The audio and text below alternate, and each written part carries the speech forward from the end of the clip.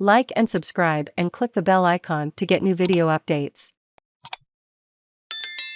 Australian swimmers to face United States rivals as Duel in the Pool returns. Anyone with a memory that stretches back to the Sydney 2000 Olympics will recall it as one of the highlights. In the men's 4x 100 metres freestyle relay, an event the United States had won every time it had been contested since the 1964 Olympics, Australia ended the unbeaten record of the Americans on the opening night of the swimming program.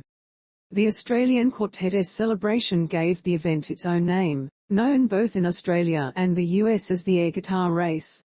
Ian Thorpe, Michael Klim, Chris Fydler and Ashley Callus had strummed imaginary guitars as they looked over to the beaten Americans, particularly Gary Holt Jr. When asked about the Australian swimming team in the lead-up to the Sydney Olympics, Holt Jr., known for his outgoing personality and ability to generate headlines, said he believed the US would smash them like guitars when they met in the pool. How words can come back go bite. The pack to the rafters pool deck in Homebush was pumping, with everybody there that night on their feet.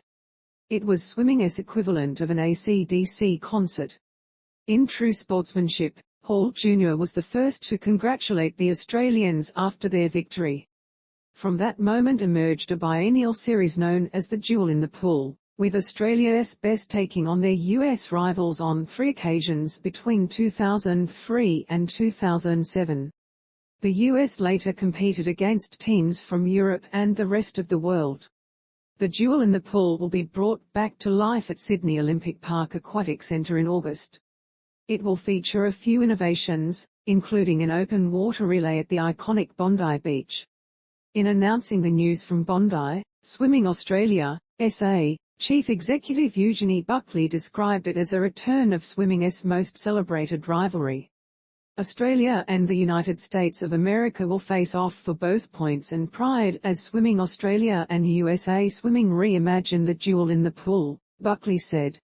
Teams of 30, competing in the pool and open water, will feature the superstars of the US and Australian Olympic and Paralympic teams.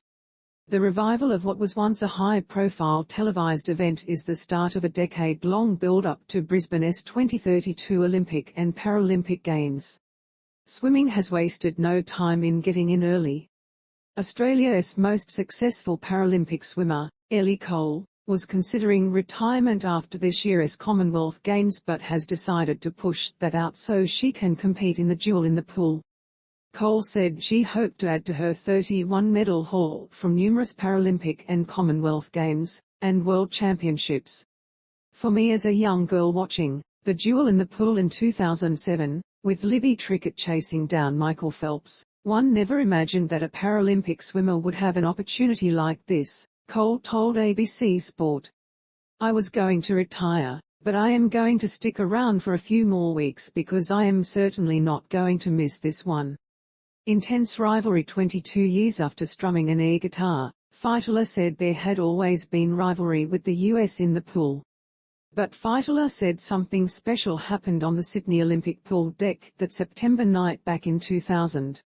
The rivalry has really built since then. The rivalry is really what makes sport, and I am really excited about the opportunity to see the best in the world come and compete in Sydney, and the best in the world are the Australians and the Americans at the moment, he said.